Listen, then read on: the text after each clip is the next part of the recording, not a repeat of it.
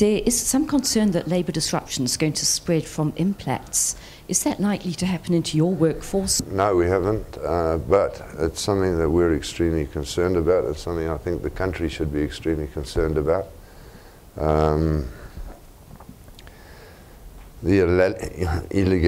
illegality of it, the intimidation associated with it, the loss of production, the potential closure of shafts, loss of jobs, loss of income, loss of investment into this country has very dire ramifications.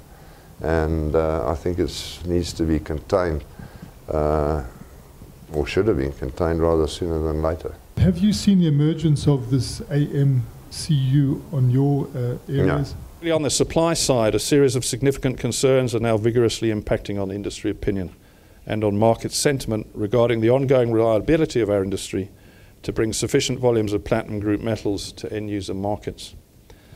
Thus, market activity in the year ahead will be increasingly influenced by a closer focus on production and supply issues within South Africa, including the impact of safety stoppages, continuing question marks over the availability of power, and on the potential for widespread industrial disruptions caused by strikes and work stoppages. While we didn't lose production time to industrial relations issues in this reporting period, we did suffer the consequences of the safety stoppages. Whilst the total number of injuries recorded has declined over recent years, the severity of injuries has increased. This raises a question about the effectiveness of Section 54 stoppages in preventing accidents. Zondereinde lost 16 days of production during the period under review, some 16,000 ounces of lost production, yet the safety incident rates for the last year and a half have increased.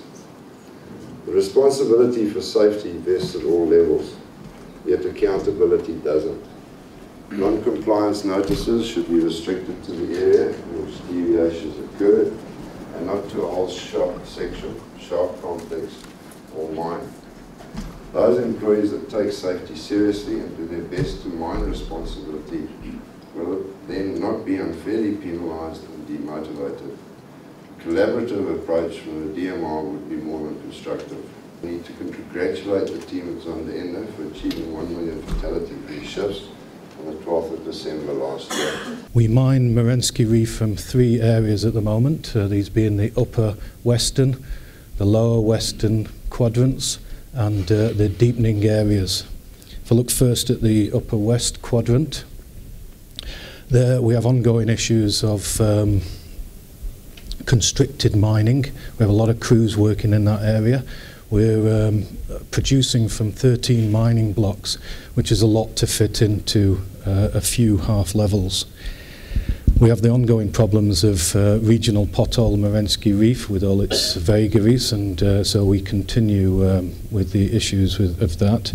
But on top of that, we've been picking up structural control issues, so ground control issues associated with prominent structural features. You can see some of these features on the plan, and while they look fairly contained on that plan, their effect on the Merensky Reef surface particularly is extended, so we've got broader damage zones and some particularly bad ground conditions. The rand basket price has not really performed over the last 2 years. The rand basket of 3 PGs plus gold, this has remained essentially flat since January 2010, whilst mining operations are battling input cost inflation, notably labour, power, steel and chemicals.